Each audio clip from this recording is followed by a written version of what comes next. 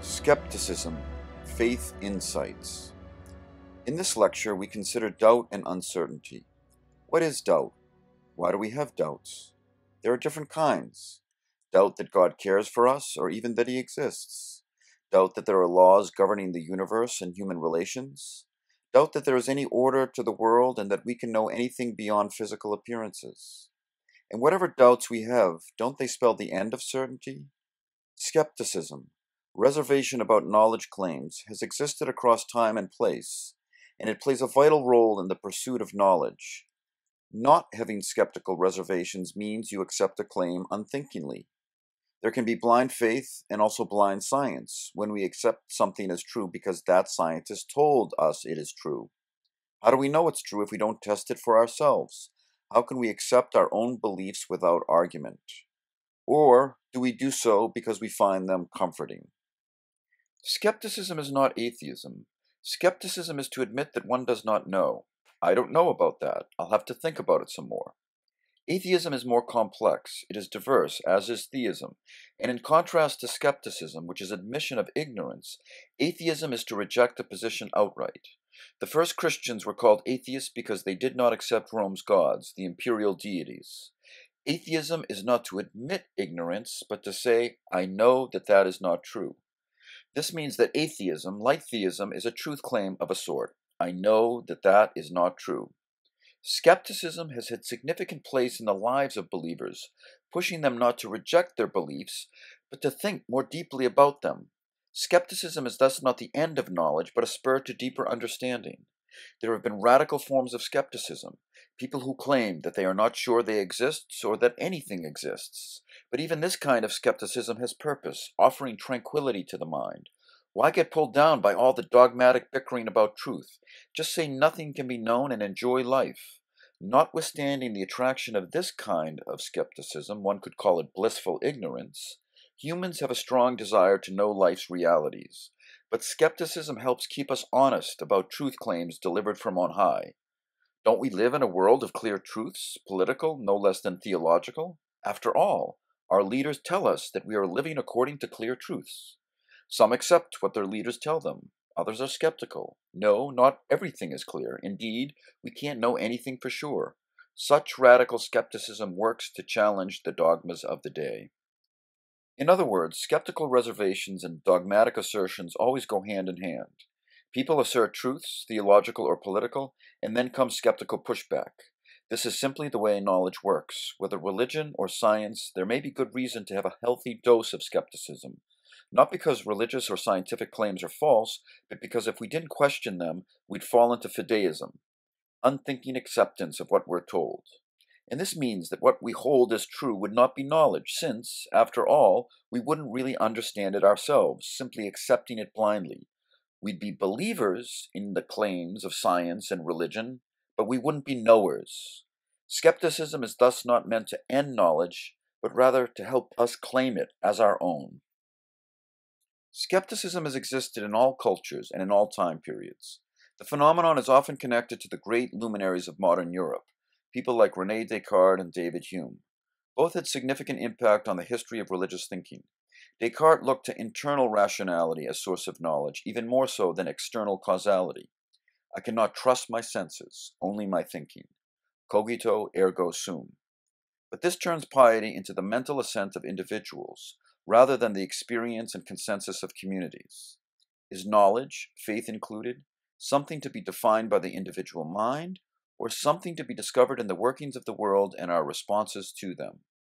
Hume, for his part, emphasized the importance of empirical evidence, the physical senses, over against the long-standing claims of institutional authorities, both ecclesiastical and political, to be the source of clear truths.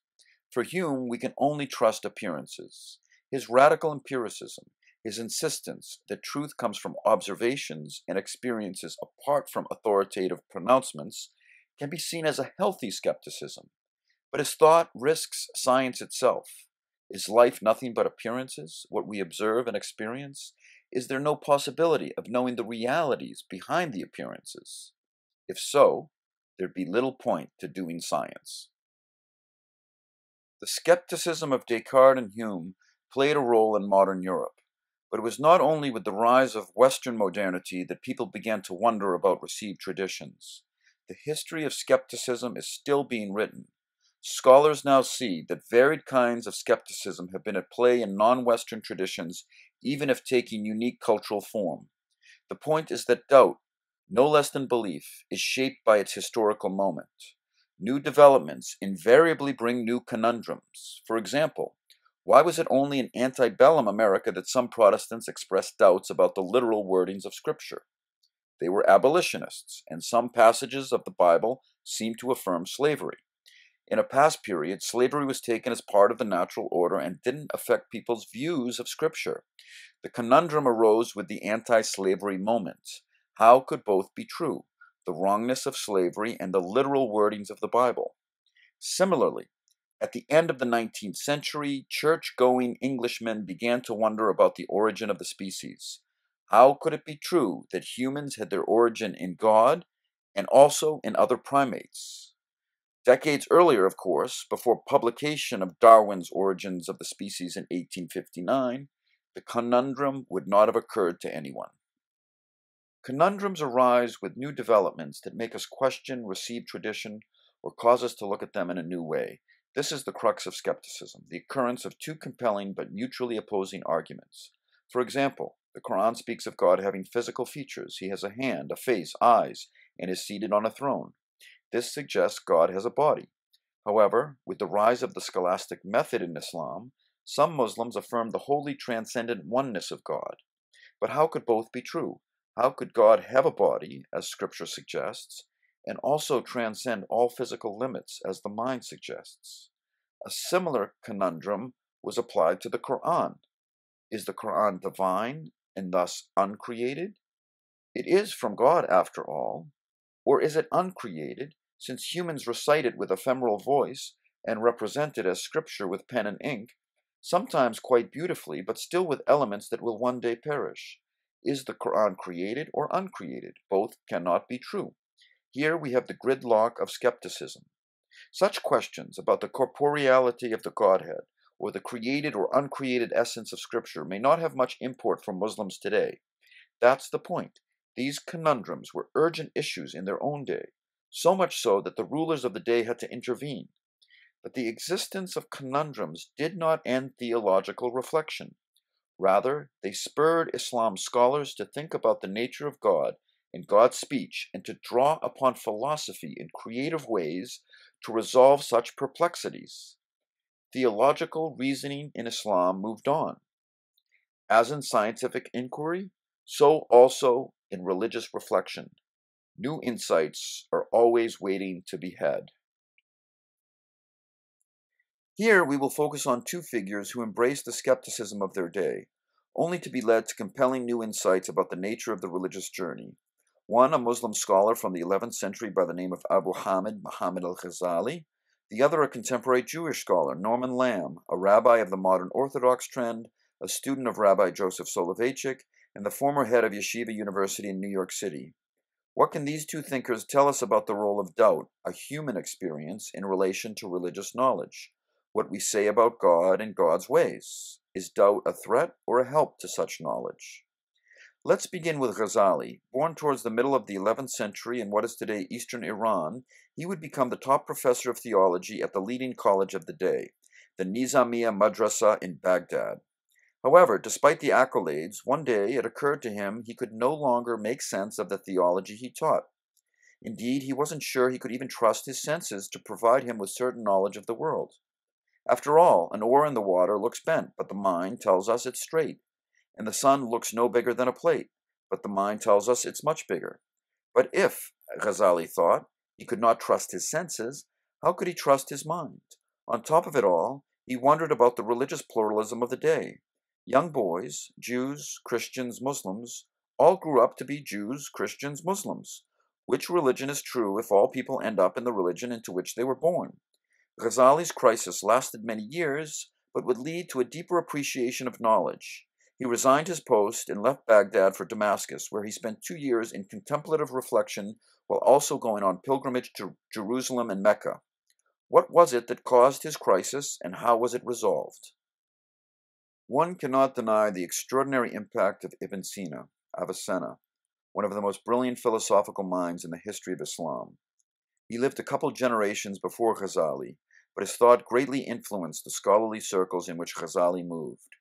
For Avicenna, knowledge of God obtained by philosophy is surer than knowledge conveyed by prophecy.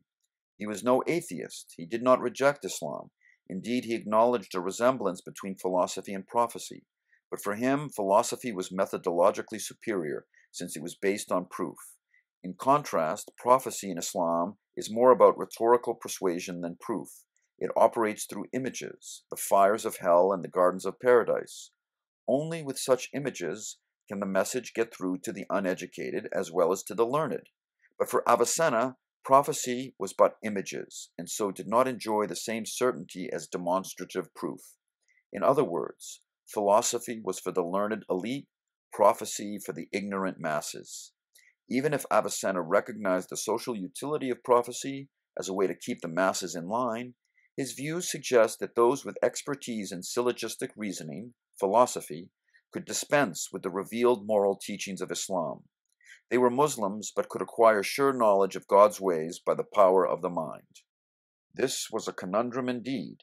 It implies that the message of Muhammad, delivered in the Quran and elaborated in the Hadith reports about his life, only resembles truth and is not truth itself.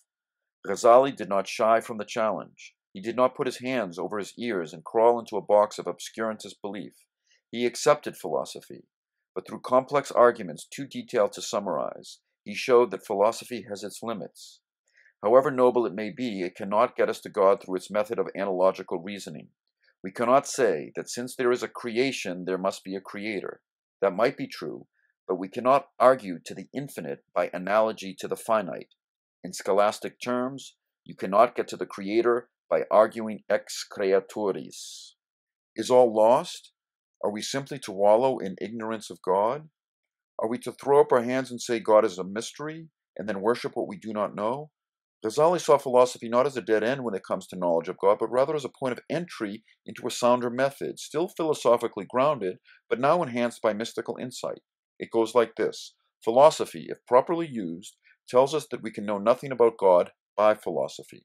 Again, you can't get to the infinite through the finite. In other words, philosophy results in what is known as learned ignorance, a concept at play in the thought of Meister Eckhart in the 14th century and Nicholas of Cusa in the 15th. The idea is that philosophers, if truly learned, ought to conclude by their own method that they can know nothing about God with certainty. If true to philosophy, they have to admit that God cannot be defined. God is not finite. He has no limit by which to be defined. This is all philosophy has to say about God with certainty. But it's not a dead end, as Ghazali argues. If God has no limit, then God cannot be limited. Thus, while it is not right to say that God is the world, it is also not right to say that God is other than the world. That would be to define or limit God, something philosophy shows to be impossible. So, God cannot be limited. While he is not the world, he is also not other than the world. Philosophy should admit ignorance of God, but this learned ignorance also results in the admission of the unbounded presence of God, everywhere to be seen by those with insight, not through physical sight, but through the eye of the mind. This is not to leap into the realm of mystery. This is no leap of faith, and it is no abandonment of the philosophical method. It is rather to say that the philosophical method leads to the conclusion that God is not limited and is therefore all around us as unlimited. What does this mean? For Ghazali, it doesn't mean God has bodily form so as to be seen by the eye. Philosophy, after all, has proven that God is not limited, so he can't be spatially limited so as to be seen in a physical sense. Rather, when Ghazali says that God is everywhere present, he means the effects of God's actions. In other words, when we look at things, from the tiniest insect to the planets above, we should not see them first and foremost as parts of a physical order, but as beings who remain with God in some way as their causal origin. But how do we see them? Just as the physical eye needs a physical light, the sun, to see physical realities, so for Ghazali, the eye of the mind needs a metaphysical light to see metaphysical realities. This metaphysical light is for Ghazali the Quran. Those who turn on this light by frequent recollection of the names of God as revealed by the message of Islam will be able to cultivate the cognitive state needed to allow them not only to know of metaphysical realities with certainty, but also to see them directly through the eye of the mind, and so to know them as the prophets did, and not merely to know of them. Ghazali is not suggesting that mystically minded scholars can become prophets, but rather that they can enjoy prophet-like knowledge when they imitate the life of Muhammad and do what he did. Here, Ghazali is influenced by Avicenna, who saw prophecy not simply as a message from God, authenticated by a prophet's performance of miracles, but as internal cognitive states that all have the potential to cultivate, allowing them to acquire prophetic knowledge of the reality of things. In this way, starting from philosophy but going beyond it, we attain sure knowledge of God. We're not prophets, but we're prophet-like in the religious knowledge we can claim. But there's something more. Philosophy informs us of our ignorance of God, but this raises questions about our knowledge of the world's realities. How can we say we know anything with certainty about the world's realities if we have no knowledge of its maker? If you don't know the Creator, how can you know the reality of what He has created? It might be useful to think of things in the world as having a nature by which they act. Horses run, they don't fly. Humans have to open doors, they can't walk through them. That's true at the level of appearance, but what's the reality? Horses might run today and fly tomorrow. Or are there eternal physical laws to the universe to explain the realities behind the appearances? Horses will never fly because it is not in their nature to do so according to certain eternal physical laws. And if there are such laws, who established them, and how do we know them? For Ghazali, if we do not know the maker of the universe, we can never know the realities behind the things he has made, only their appearances.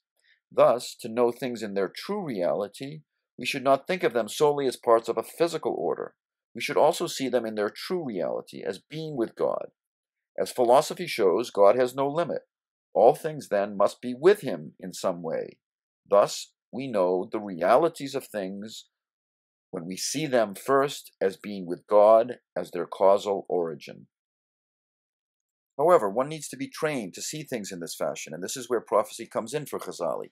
It trains you in meta-rational thinking. Not irrational or anti-rational, but meta-rational thinking. One could call it mystical insight, or one could call it human intuition, but it lies beyond the physical senses and also beyond the logical philosophy. Ghazali likens it to the dream state. Our dreams offer us insight, but dreams are cognitive states that cannot be reduced to the physical senses or even to rational processes. They are meta-rational no less than they are metaphysical, and yet they yield knowledge. We all have had dreams that taught us something about ourselves. The point for Ghazali is that there is another dimension to knowing. The prophets have it by divine grace, but others can attain it through the method of learned ignorance. We can see things as the prophets did. We can see things beginning from God rather than ex creatoris, all things being with God, rather than simply physical things with particular natures. This insight or intuition is what Ghazali refers to in his autobiography as a light cast into his breast. It was this that finally cured him of his skepticism, leading him to greater awareness of religious knowledge, not as a set of definitions to be accepted or rejected in the mind, but rather as intuition into the ultimate reality of things beyond their appearances. In other words, his skepticism led Ghazali to reconsider the very nature of religion, as something to be witnessed rather than an idea in the mind. For Ghazali, everything that exists is a light from God's lights, a trace of God's eternal power. Thus, just as we can say we see only the sun when beholding its rays stretching over the mountains, so too, when we behold existence, we can say, I know only God and I see only God. In the end, Ghazali's doubts brought him places. How does this compare to Ibn Tufail's thinking in the tale of Hayy ibn Yaqsan? He reaches the metaphysical, but is his method meta-rational, or is it wholly rational? Recall that Ghazali condemns philosophers for not accepting the creation of the world as opposed to its eternity, and for not accepting the resurrection of the body and also God's knowledge of particulars in the physical order. On one level, these positions of the philosophers are at odds with Islam's teachings. The world is created, not eternal. Bodies will rise to paradise or to hell one day. And God knows more than abstract universals, even if philosophers say he can't get mixed up in the physical realm where particulars exist. If God doesn't know the particulars of our life, how, as Islam teaches, could he reward and punish us on Judgment Day for our particular actions. But the deeper issue for Ghazali is not Islam's teachings. His concern is method. Philosophers have no basis on which to speak about such things. After all, according to their own method, they're supposed to admit ignorance about God and God's ways. But what would Ibn Tufayl say? Would he agree that philosophers should admit ignorance when it comes to the ways of God? We leave it to you to figure it out for yourselves. After all, why take anything on faith from this online video? Let's now turn to Rabbi Norman Lam. Born in Brooklyn in 1927, he would serve for many years as Chancellor of Yeshiva University. Lam wrote a long essay on faith and doubt, first published in 1971. He doesn't think people need to be skeptics in order to be true believers. Some people have simple faith. It's not simplistic, but it comes naturally to them. But as Ghazali faced the challenge of Avicenna in his day, Rabbi Lam recognized the tremendous intellectual challenges for Jews in modern America. He speaks of our age as one of confusion, when people face unspeakable trauma and also monumental shifts in thinking. What is one to do? Do we look to religion to pacify us, or do we take a nihilistic view of reality and see life as ultimately meaningless? Rabbi Lam engaged the uncertainty head-on. He addresses himself not to those who've left the synagogue, but to those Jews who continued to show up despite their doubts.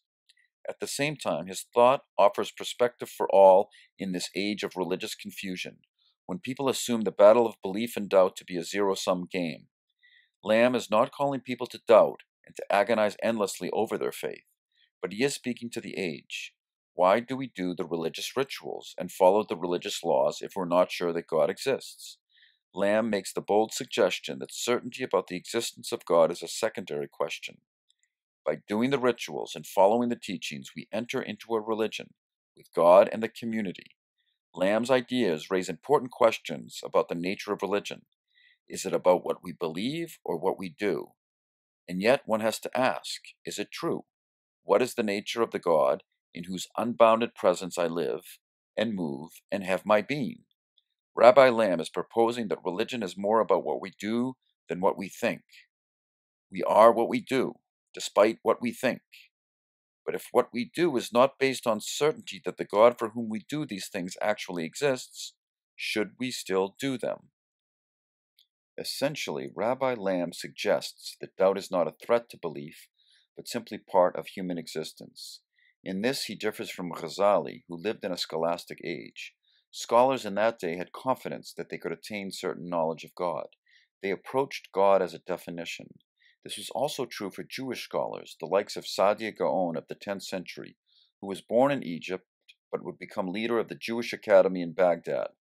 He saw doubt as part of the scholastic method. Doubt for him was not a lack of faith but a lack of knowledge, ignorance, which could be overcome with greater study and sounder application of the scholastic method. In other words, for such scholars of the past, doubt was something to be engaged as part of the process of establishing certainty. One first had to doubt a proposition before accepting or rejecting its status as knowledge. Only then is it possible to claim to know something with certainty, rather than simply accepting what others say. In contrast, Rabbi Lam lived in the 20th century, a time not of scholasticism but existentialism.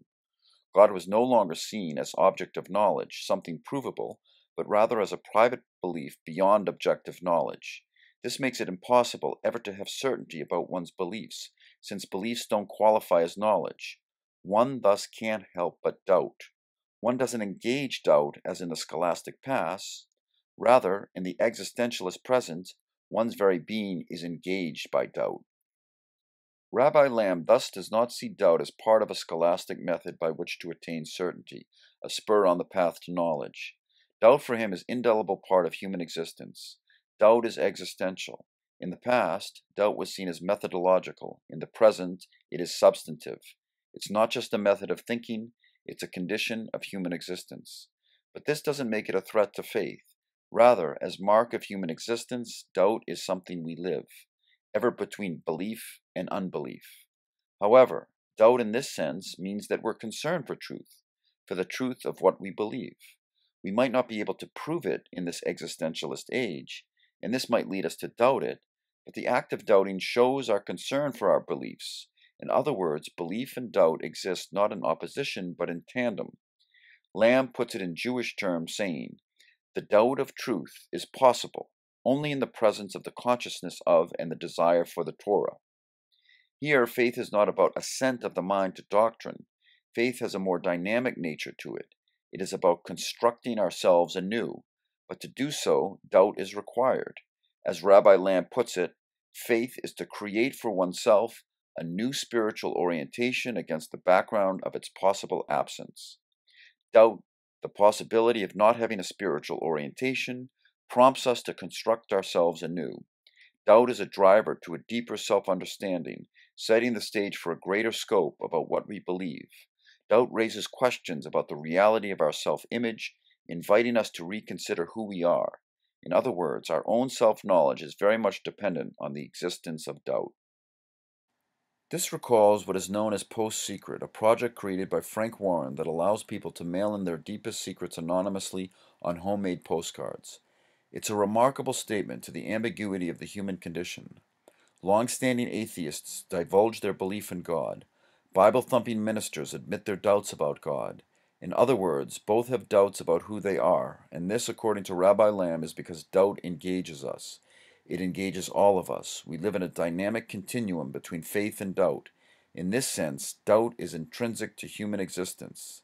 If you stop doubting, you don't only stop thinking, you stop being human. Rabbi Lam would go even further.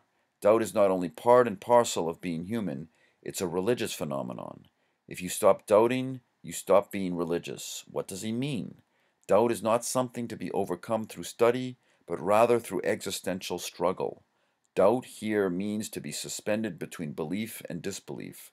That's simply our human condition, but without that suspension between belief and disbelief, we would have no spur to grow spiritually. As Rabbi Lam puts it, life as a continual quest for meaning skirts on the very edge of meaninglessness. In this sense, doubt reflects the interrogating, open-ended, aspiring character of our life. The point for Rabbi Lam is that there has been a shift in the very concept of belief. Before, belief was belief that God exists and has certain characteristics. Belief as knowledge in clear definitions. Now belief is a belief in a relation with God. In this age, our disposition towards God is emotional rather than rational, but that does not mean God is any less a part of the human experience. God is now no longer something to be proven, but rather a willingness to trust. This, he says, is the essential meaning of faith for Judaism. It is about being attached to something rather than defining it, but this does not mean that it is any less compelling to the mind. Are there things we can doubt and things we cannot doubt?